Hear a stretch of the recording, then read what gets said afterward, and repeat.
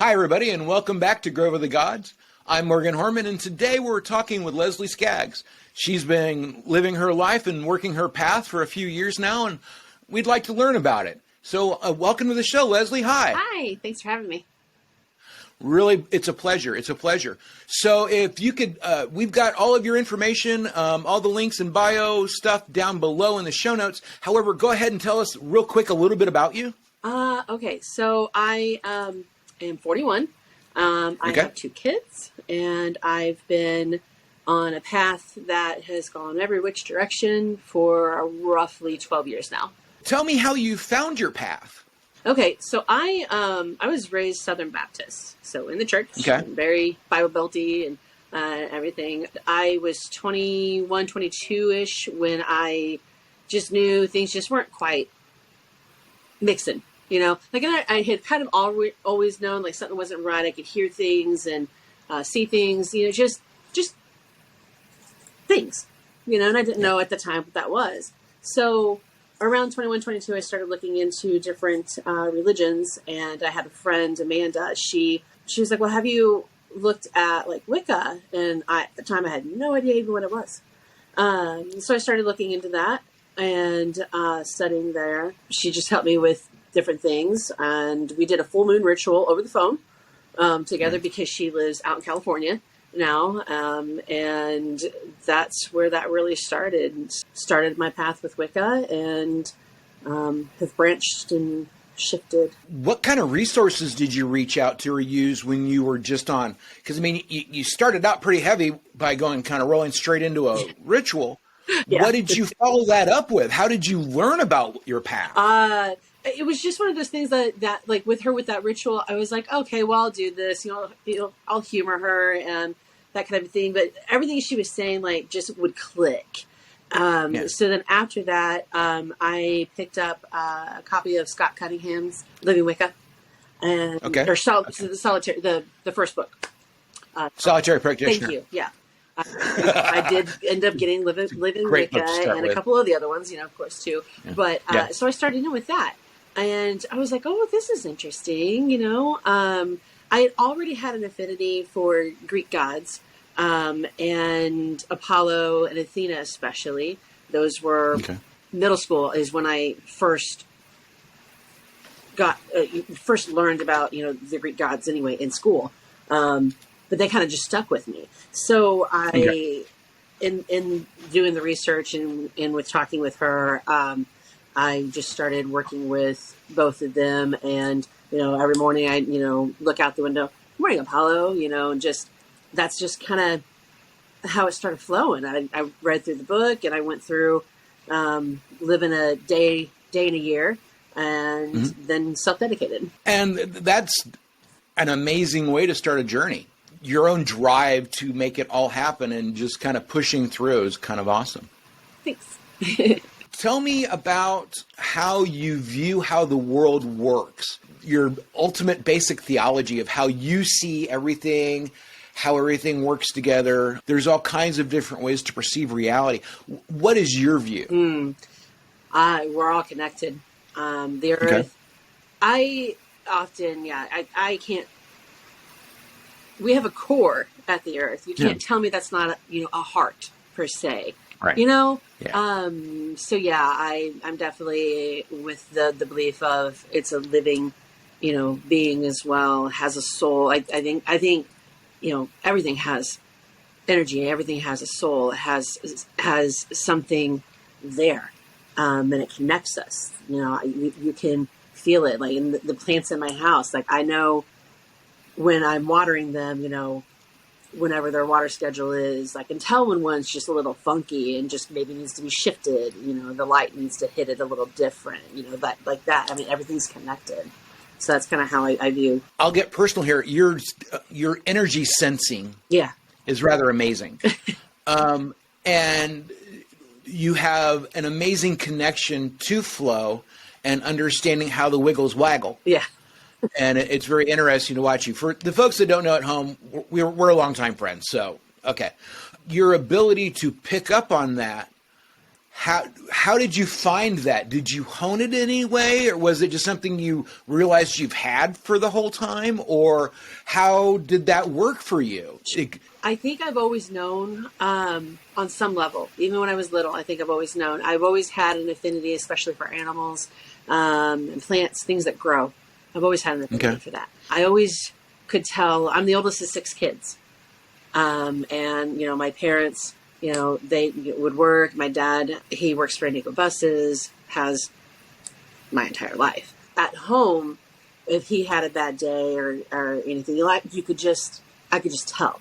So for me, there were just little things that I would do or know to do to, at the time I didn't understand that I was shifting the energy around, but that's essentially what I was doing. It was just, right. So it's always been a part of me. Have I honed it? Yeah, I've learned to hone it. I met someone, I've probably known this guy for probably 15, 16 years now. And he picked up on it because that's what he does, the energy work and being able to sense. And he picked up on it pretty quick.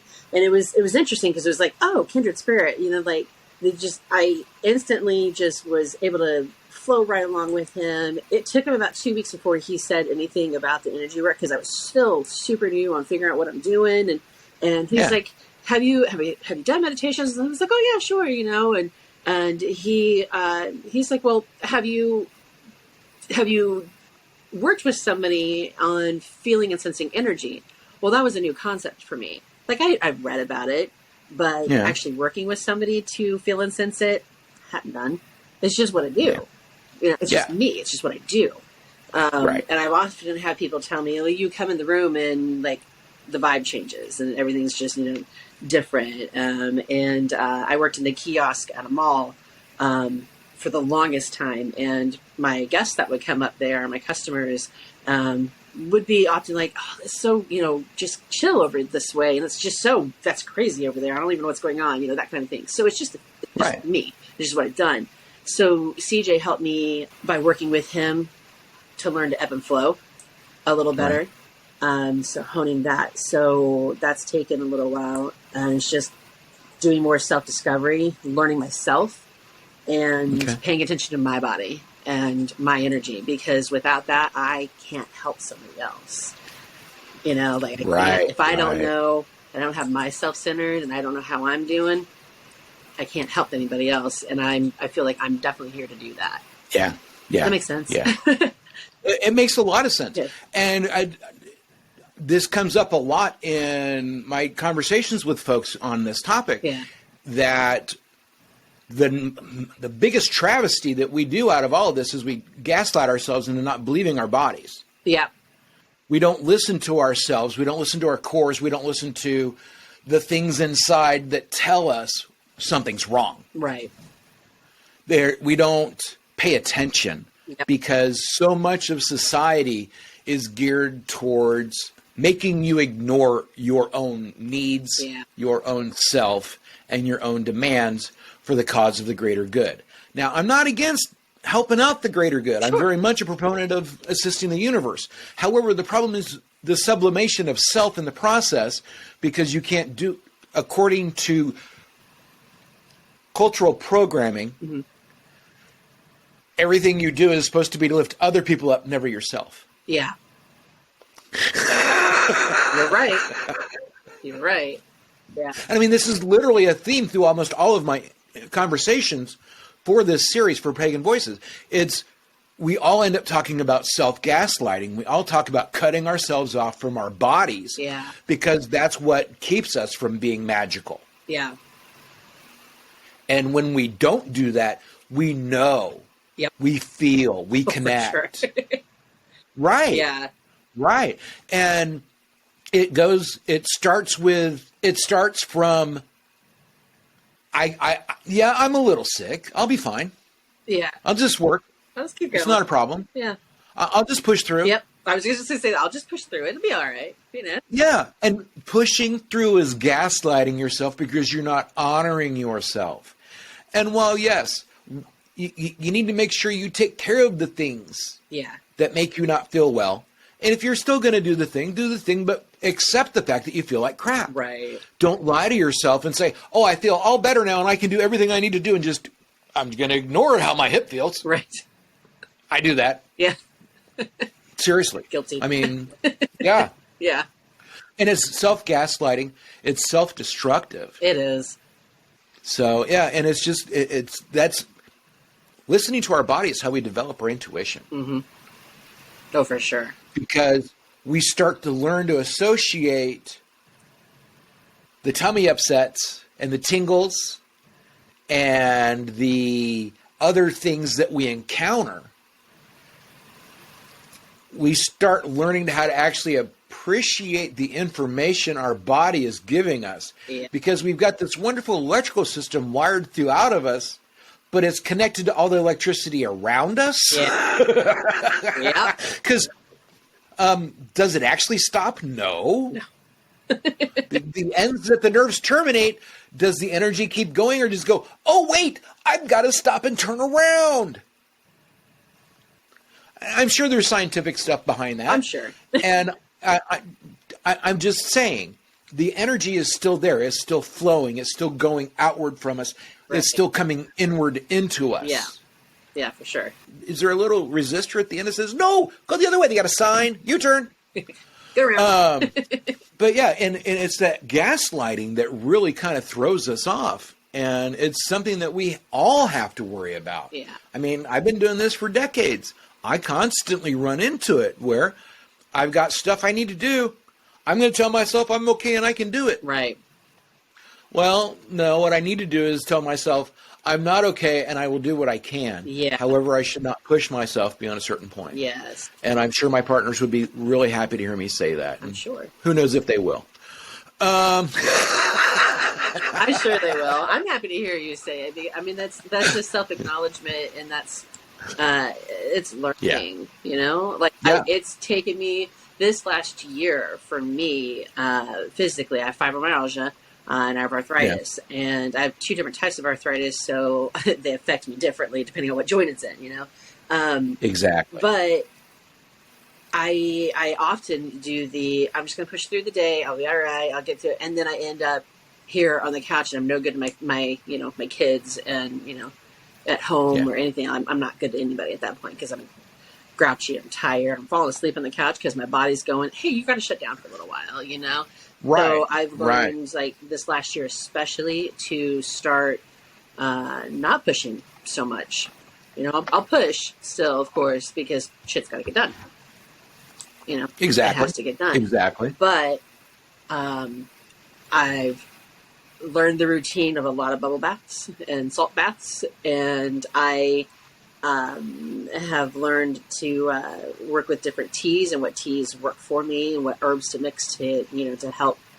I have learned like different ones, different things that work for me better than others when I'm feeling this way. When I'm feeling sluggish and grouchy and oh, well, let me try, let me add this in here and, have a cup of tea. Finding our own self-care potions is a very important part of our lives. Yeah, for sure. The concoctions that we find in the world that bring us the comfort and the energy and the sensations that we can use to direct where we want to go with ourselves emotionally and physically. Yeah.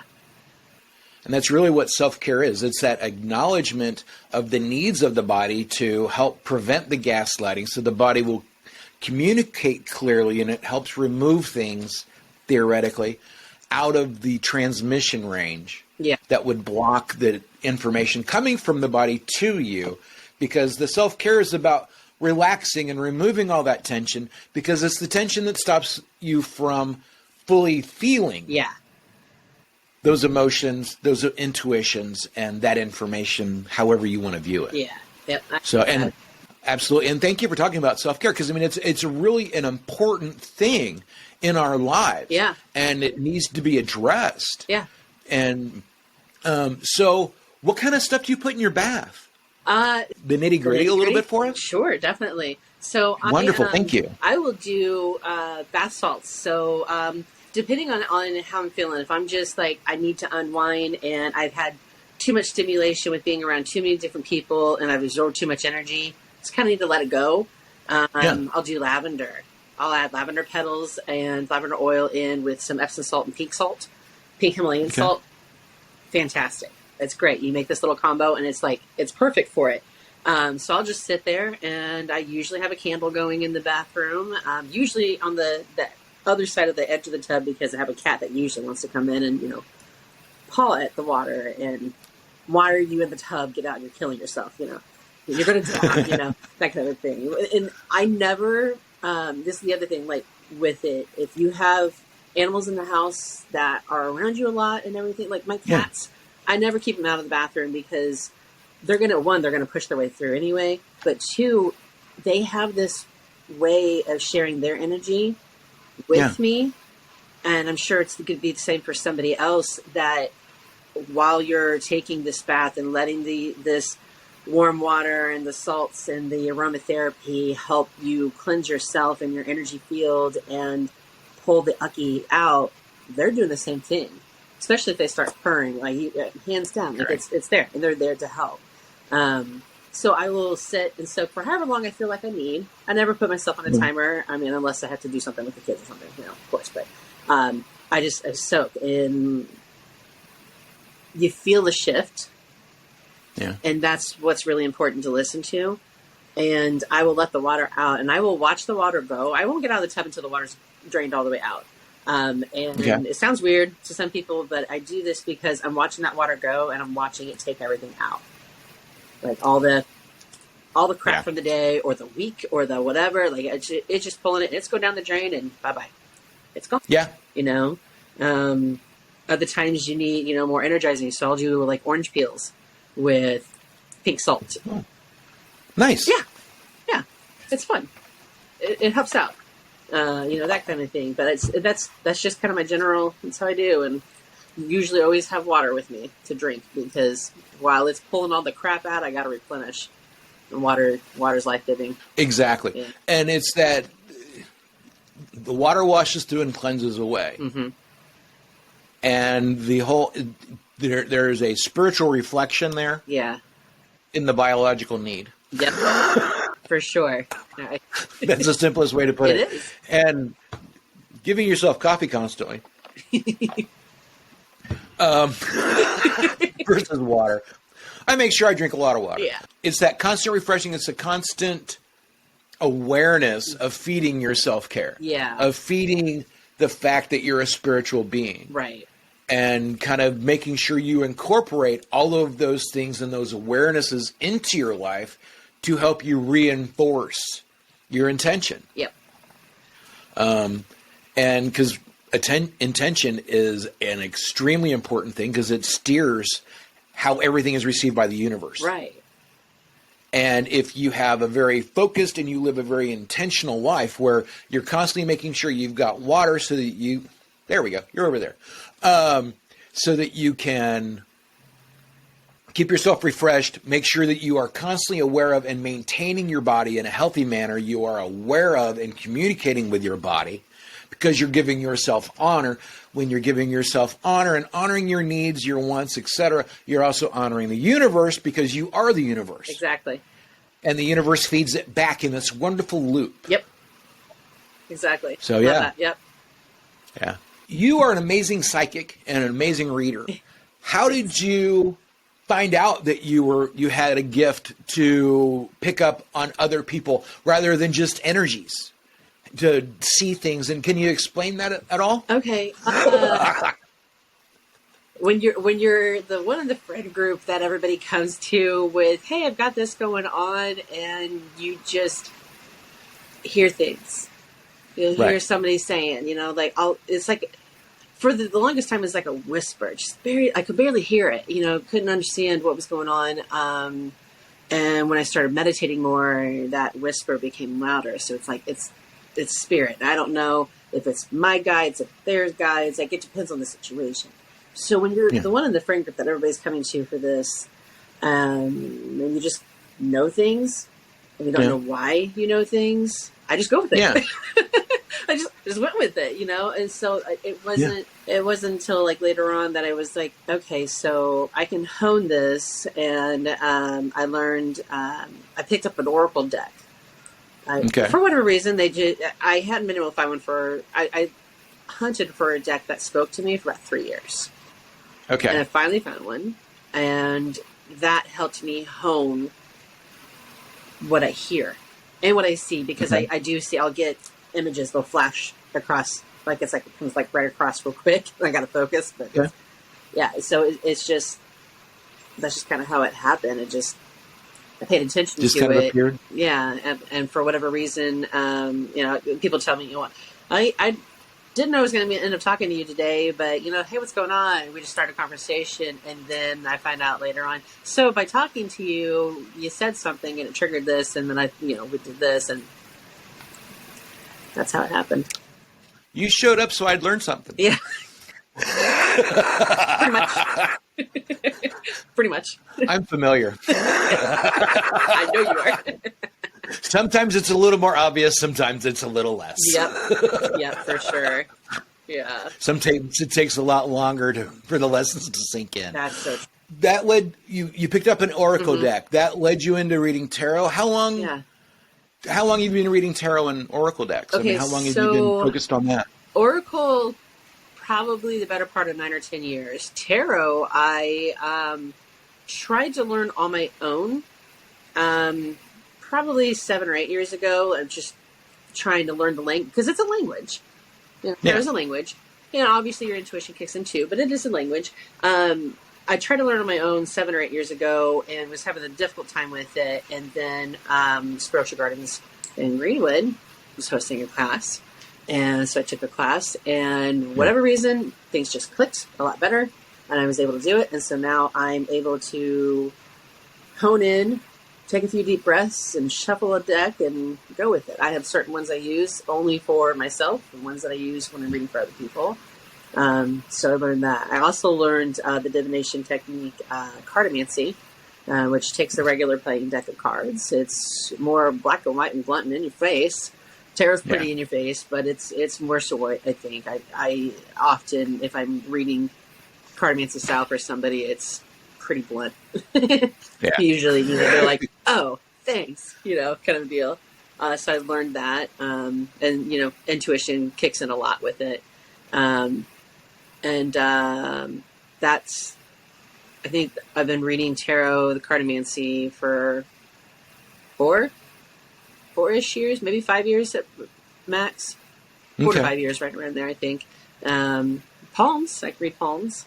Okay. So that's fun too. And roughly about the same amount of time, maybe 3 years for palms. So that one's a lot of fun, and that's one that I still I learned a certain technique, and then I'm just expanding and pick up books so I can continue on with my knowledge so that I can continue to help people. Awesome.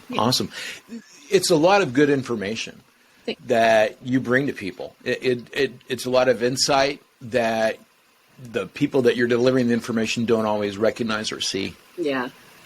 And it's welcome and appreciated. Just wanted to say.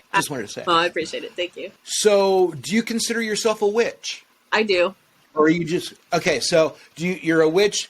Do you still practice? You said started out on Wicca, as a lot of us do. Do you still consider yourself Wiccan?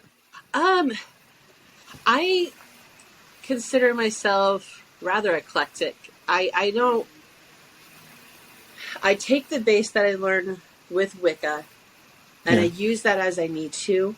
I've studied Druidism and shamanism as well, and the last several years have just been learning more witchcraft itself and incorporating all of it. So I do consider myself a witch. I will take that title.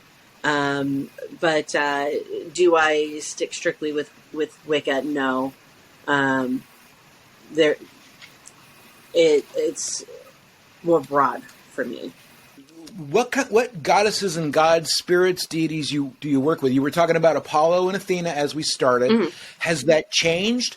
Has it expanded? It's expanded. What's your that kind of happens. It does. I mean, personally, I started out with Horngard archetypes, and I've just kind of progressed through a chain. Yeah. And I've been at Pan for the last 2 decades. There you go. Yeah. Others have come in and joined him, but there is always Pan. Yep. And there is always Aradia. Yes. Yeah. So yeah. Knowledge, it's an affinity that I have. Yeah. The seeking and the teaching of knowledge and of the spiritual path and the voice of the witches. Yeah. Tell me about it. You said there's been changes. Yeah. From that, there's been additions. Can you tell me a little bit about them? And if you wouldn't mind, I'd like to hear how you honor them. So I still work with. Probably not as much as I used to with Athena and Apollo, Zeus and Hera. I just feel like that's just kind of, and Hermes, like those were who I started with. I still will talk to them, when I go into ritual and I call deities. They're the first few. I will call several in. If that makes sense. I don't know if that makes sense or not, but it makes a lot of sense. Yes. Okay, so yeah, I mean, I'll call several in, and I did a goddess retreat at Lothlorien a number of years ago, and in that I learned the Orisha. I learned how to work with the Orisha Oya. She's been a big part of my changes and my development over years. So I still work with her. She's fierce to work with, and not for the weak. She definitely demands a change, and she definitely demands you work through what you need to work through. So she's not for the weak, but I enjoy my relationship with her. As loose as it is, it's very intense at times when I'm needing that extra push, and then otherwise she's kind of, I'm here, Hecate, of course, I've been working with her for probably 10 years. She's one I call on a lot. Persephone, definitely. I will call Pan, and I will also, just call the Horn God, that's because I feel like the Horn God embodies a lot. Yes. And he's very, very present. Yeah. He's very strong. Yeah. So when I go into a ritual and I'm calling deities and to the circle, and honoring them, I name whoever at that time. I never list down for any particular ritual unless it's a ritual honoring that specific deity, of course, but I never list down when I write my rituals out specific ones, because when I go into it and I start to cast circle, who is meant to be there, I will know who to call. So that's how I do that. As far as honoring them, I have various statues or pictures around the apartment, and I will light a candle at least once a week, if not daily. And I will go through and I will talk with them, and just let them know that I'm here and I'm grateful for them being, in my life. And I work how I feel like at that time that they're needing and they're wanting. And especially that one, how do I feel that you're wanting me to honor you, right now? And that's what I go with. I go with the intuition and let it kind of guide me. Right on. Yeah. Right on. We all honor our gods and goddesses differently, and it's always interesting to find out the different demands they put on different people. Yeah. Because they treat us all differently. They do. We all honor them differently. Yeah. And they all demand, we see them as demanding specific things from us in the reflection of our association with them and our association with that archetype. Yeah. And it's always interesting to see how that reflection works for cooks. Yeah. Thank you. You're welcome. Thank you. How do you put change in motion? How do you focus your energy towards ideation? What do you use to apply your intention?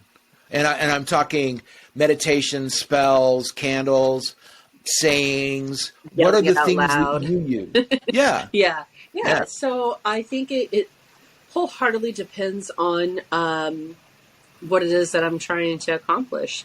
Candle magic. I work with candles a lot. Okay. Herbs, because I've been trying to study herbology hardcore for the last couple of years. I'm learning as much as I can with that. So I'll incorporate, using those with the candles or on their own, and whispering or yelling, just even speaking the intention into the hand, and and blowing it to the wind or burying it, whatever it may be for whatever I need for that intention or spell. Right. Candles are probably my primary focus, but I also am fully aware and fully believe that we create our own. We can use these materials as boosts, but your magic comes from you. It comes from your being, your soul, your strength, and your will. So, when I say, or yell it out, if it's something like it's intense and I need this shift to happen, I have no problem going outside and just belting it to the verse. And so mote it be. And it's done. Speaking your will to the universe is ultimately the biggest step. Yeah. Just telling the universe what you actually want. Yes. Is the important declaration. Yeah. And everything else is a tool for focus. Correct. Yep. And it's your follow through too when you take your steps. You can't just say, I want this to happen, and not take your steps. Exactly. I want to own a business, but you never actually do anything to start a business. Right. Right. Or invest into that business to make it grow. Right. It's about doing the work, saying this is what I want, setting the intention, doing the work to get it, and keeping the focus on what you want. Yep. Through that intention. Yep. So, thank you. Small businesses. I set this up in the line of questioning. You are a very gifted psychic. You're an amazing photographer, and you also own a small business. Yeah. Which you use. You bring an understanding through your business to your clients. You have a home cleaning, and tell me a little bit about your business and how you reflect your abilities, your ethics and morals with that business. Okay. So I have, I'm the owner of Canon Cleaning. 5 years now, almost 6. It'll be 6 in 2 days. It's a very fortuitous thing. I want folks to know that. I own a cleaning company, and so I go in and we clean the houses, and Airbnbs, have church and an office, and a school, a taekwondo school that we clean as well. So we've expanded a little bit. But I offer, without knowing that I offer, the energy shifting of a household. It took one of my early clients pointed it out, that she's like, you always just feel better when after you're here for a little bit and actually leave, like the house just feels lighter, And I didn't really pick up on that. I was just doing it, because I'm cleaning away the muck and the grime, but I'm also working in the background. And I ask the house first, I subconsciously ask the house. I don't even realize it, most of the time that I do it. And I ask the house, hey, what do you need? What do you need? And because we live in our homes, so they have our energy. And they have the energy of their own, Yeah. So, like we shift things around. I'm fortunate to have a great cleaning partner and best friend, and he comes along with me, and he does the same thing and doesn't even realize it, it's just how it is. He shifts energy around, and I do as well. And we get told a lot that it's always, lighter. That's awesome. Yeah. That's awesome. And I will attest, it is definitely a cleansing experience energy wise. And it is always nice for when you do that for us. Awesome. We're very grateful. And it definitely helps clean out the ick. Great. And the uck that just kind of builds up in the corners. Good. Yeah. I love that feedback. So that helps me know I'm still doing okay. How do you find and connect with other pagans? Do you want to? What are the ways that you have found works for you? There's a lot of folks out there looking for community and connections. So if you could give them some ideas, that'd be great. Yeah. So I initially didn't want to, for the longest time, because I still have that overbearing, being raised Southern Baptist, and I don't know why I'm looking into paganism because that's just wrong. I had that for a long time. So a good number of years I didn't try to find anybody. I had a friend reach out and said that she was going to a festival, wanted to know if I wanted to go. And I was like, well, I'm off work. That's fine. Let's go ahead and go. So went to Elfest at Lothlorien. Okay. Eye-opening. Very. Very. Very. Extremely. So that was, we only went for the day, but that was so much. And I, found the community there, and I just haven't looked back. I just keep going right on. So definitely finding, retreats or festivals to try to go to, is a great thing. It's a good tool. The spiritual stores, there are several around. It's just finding one that you find a niche with. Right. Because you're going to find the people there that you're meant to kind of travel along with on your path for a little while.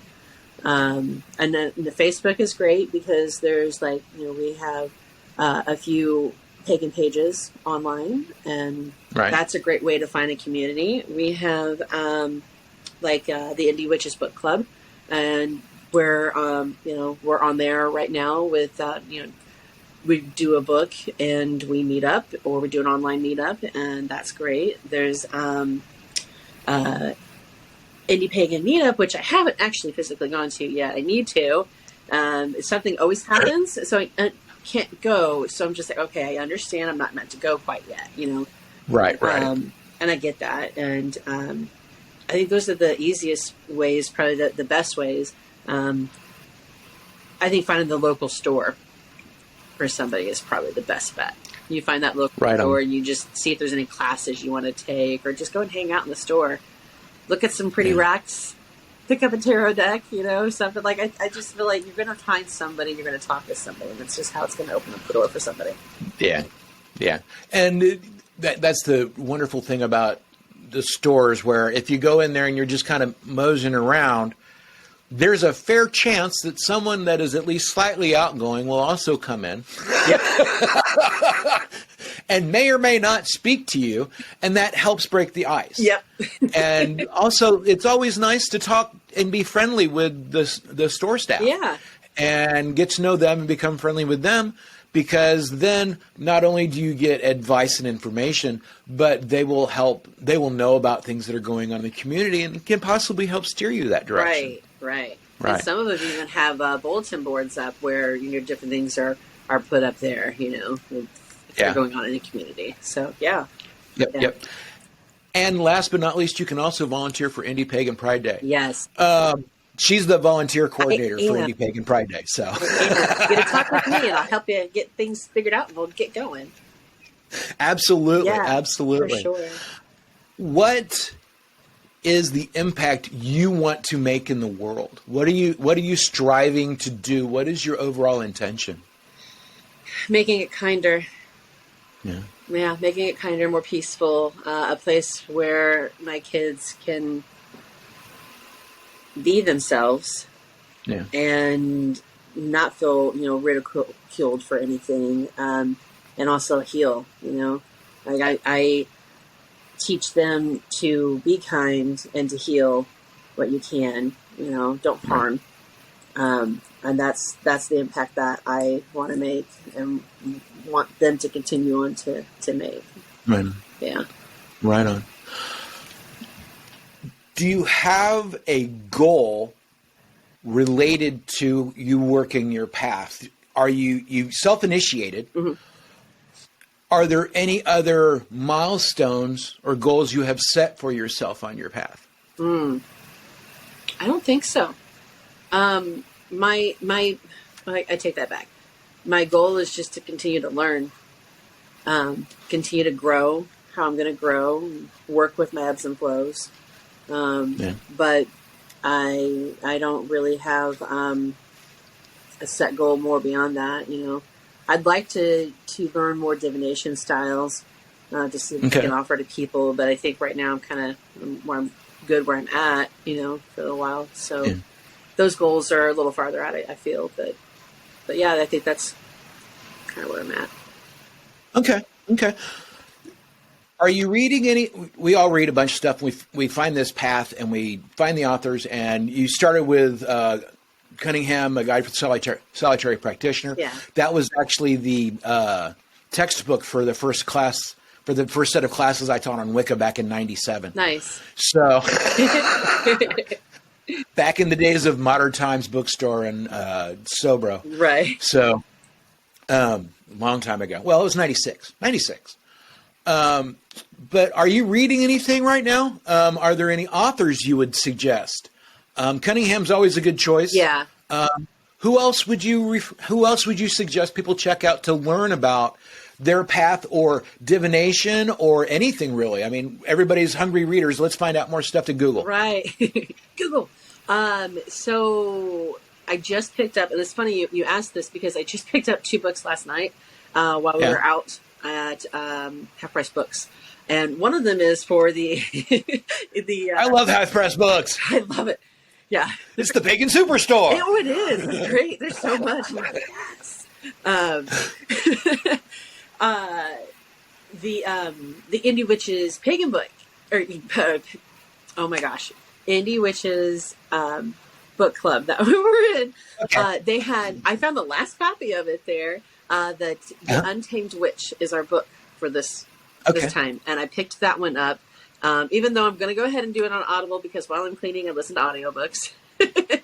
So, there's that, and music, of course. So I picked that one up. And then I picked up The Witch of the Woods by Kylie Mann.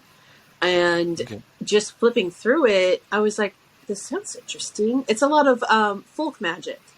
And folk magic has kind of been the way I've been, I think, leaning towards. Probably the last 6-7 months to a year. I've been leaning more towards that American folk magic, Appalachian Mountain, witch magic, Right. And reading this, I was like, well, these sound interesting. I like how she's, writing, so I'm going to go ahead and pick this one up. It was $8. Why not? Right. Okay. Right. So I picked that one up. Keldon, he has The Cricket Path. That's another really good book, especially if you're looking into folk magic or, want to know anything about it. That's another really good one. Another author, though, that I read along with Cunningham was, I'm drawing, but I had her name for a second, drew a blank. Raven Silver? Yes, thank you. I was like, I wanted to say silver, is it? And I was like, I know it's not Silver Fox because that's what I'm trying to say, and that's not it. Her books got a lot of us started. Yeah. Her books got a lot of us started. So she did. Especially when you come in under Wicca, it is a wonderful starting place, and then taking that and building on it, and then bringing in other authors and other points of view. Right. That's really it. That was kind of the format that I had my classes based on. Yeah. was the first book. The first class was based on Guide to the Solitary Practitioner. The second one was To Ride a Silver Broomstick. Yeah. And that's I love because that. those were the big ones we had back then. Right. So, and now there's so much more, but those are still amazingly good beginning focus books. Right. To help give you that basis to understand the mindsets. Yes. And the way to work with the world. Right. Especially with Cunningham. Yeah. And all of his books. Yeah. So. Yeah. And I feel like while those are the basics in the way to start, are also good for those of us who've been around for a little while to go back and refresh ourselves too. Like, you know, like yes. it's always good. You know, I'll pick them up every once in a while. I'll just read just experts, and, you know, out of it just to refresh myself, to remember to go back to my basics. Okay. So yeah, that. But yeah, those are the few of the books that I'm and authors that I've been, you know, reading lately. So, yeah. Are there any specific websites, influencers, electronic social media type stuff that you would recommend for people that are just starting out to help them learn, help them grow? So I did a lot of, I'm trying to remember the website's new name because they shifted their name a few years ago, like a year or two, I think maybe it was something else, but, I think it's on about.com now that, if you type in, pagan rituals, or you type in, you know, like Imbolc, you want to, you know, find a ritual for Imbolc. There's a lot in there because they bullet point, and they have different things. They have group work, they have work with children, they have solitary work. You know, they list all this. That's been a really good source point for me to go and get ideas, so I can either create my own or use theirs. Right. So that's been a really good one.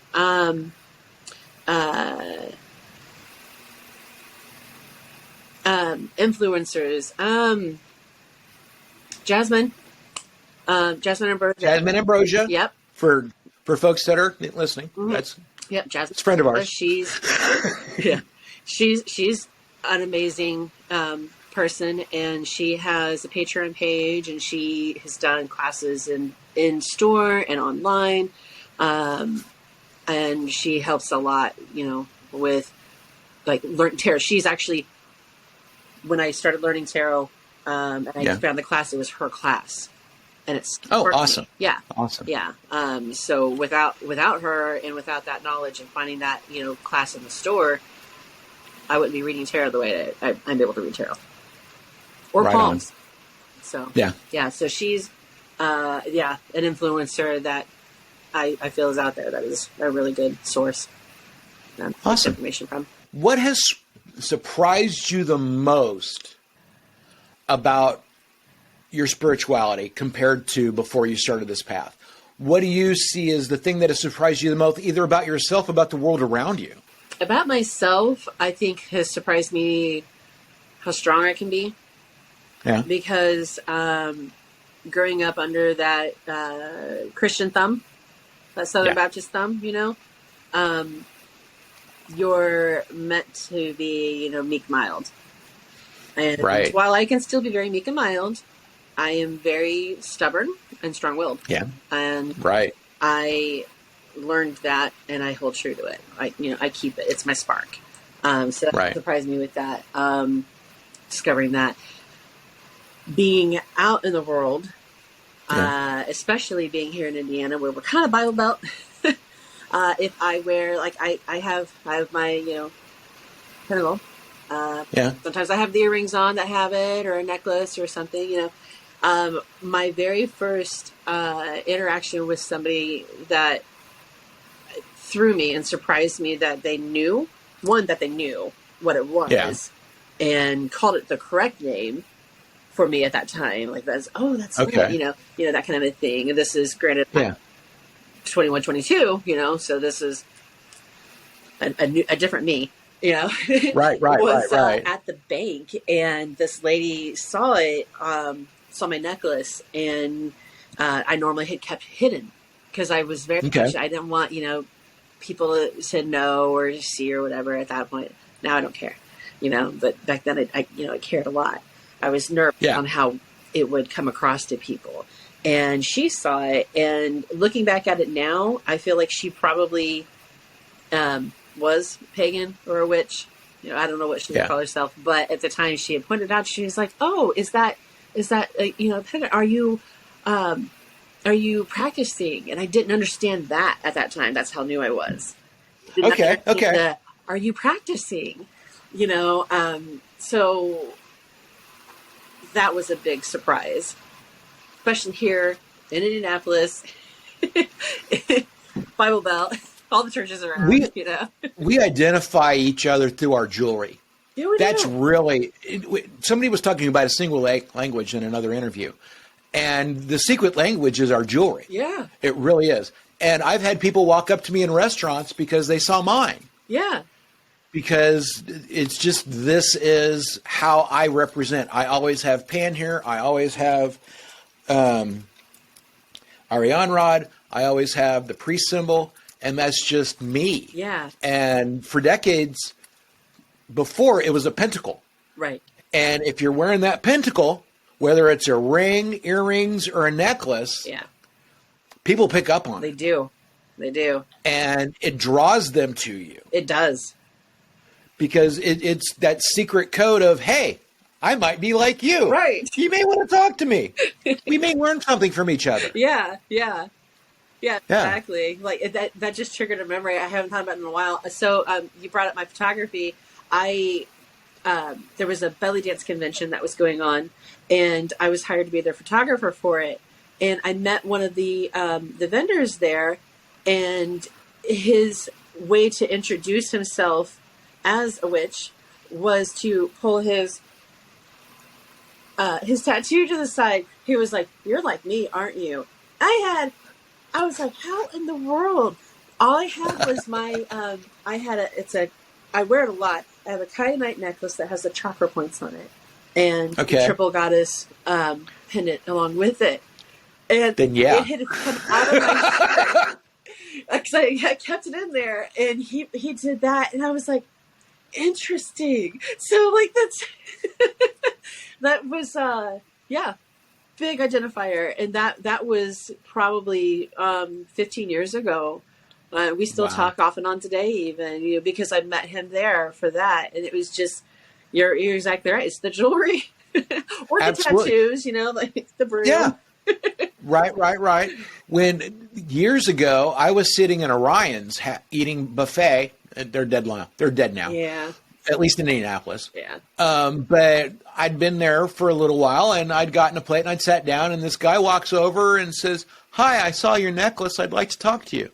He ended up joining and helping me start the first coven I had, and we were friends for a decade. That's awesome. So, yeah. Isn't that amazing? I love that. It really is. That. It really is. So what is the biggest... Oh, wait. Tell me about the most magical thing you're willing to tell me about. Ooh. Share the weird.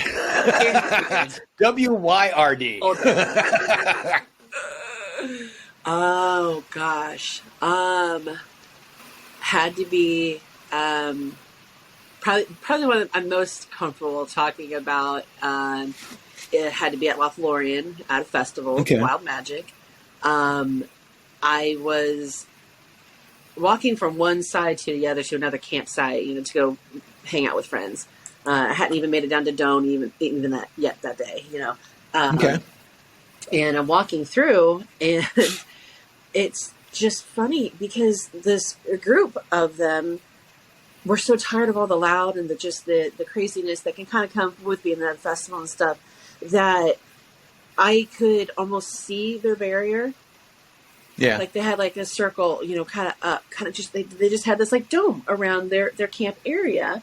And it was just funny just to see a couple of people coming, and they were intentionally going there to go talk to these people. And they got to that certain point and they veered off.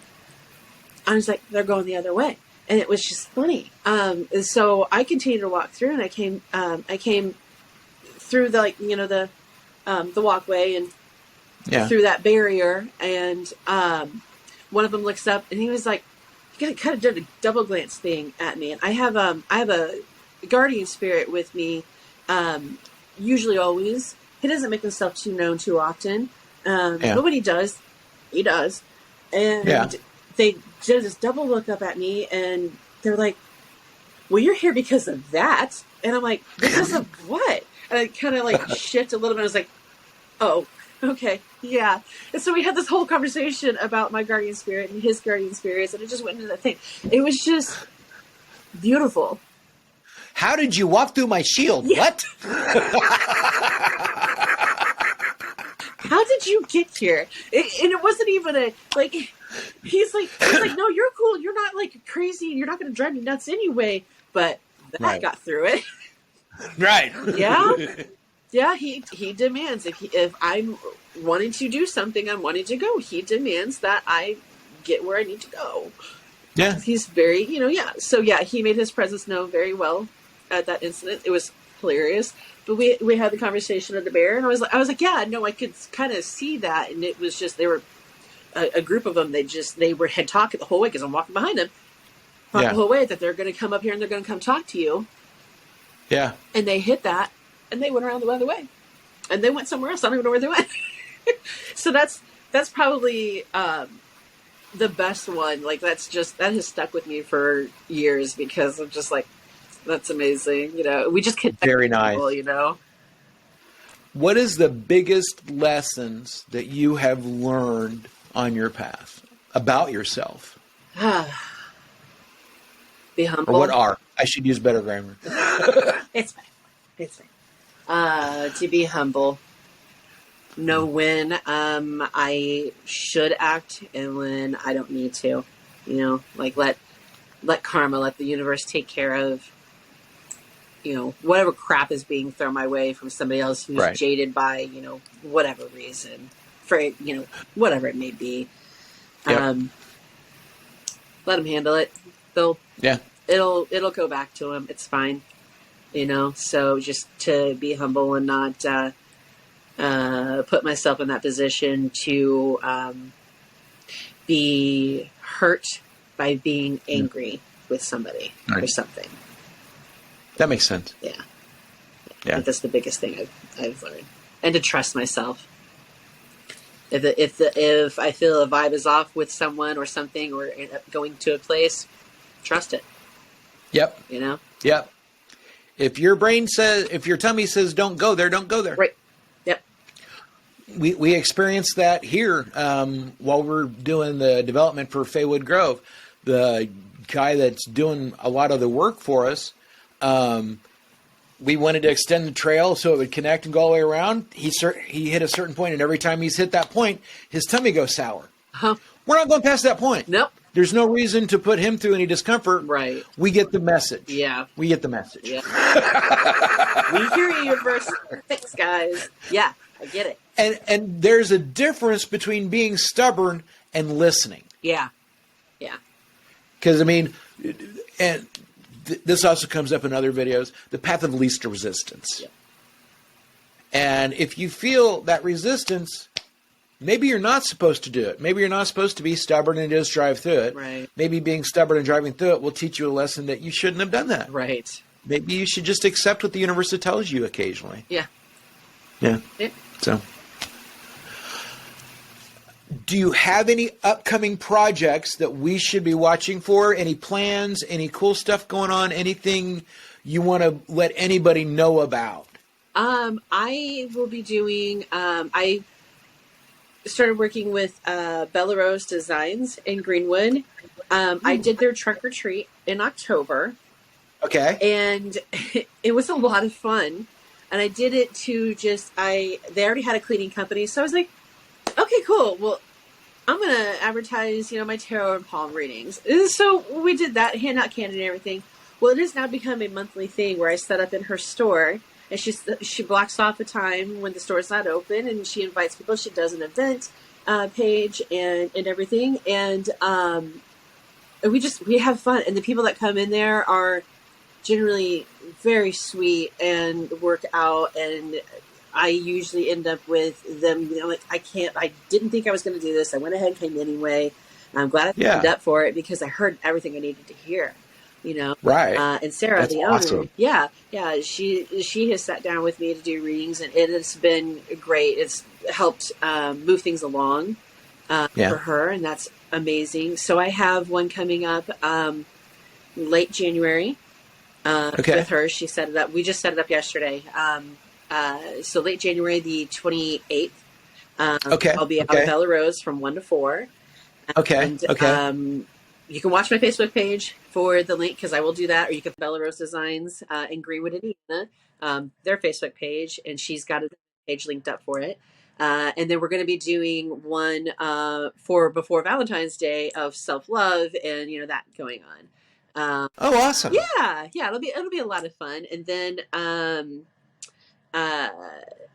Spiritual Legacies, she's invited me to come along to do readings at her self-love extravaganza. I think the date is still a little in the air, but it's in February, so I'll be doing that. Yeah. So that's where I'll be. And of course, anybody can always get a hold of me to do it. I'm sorry? I said that's a lot of amazing stuff. Yeah. That's awesome. Yeah. That's awesome.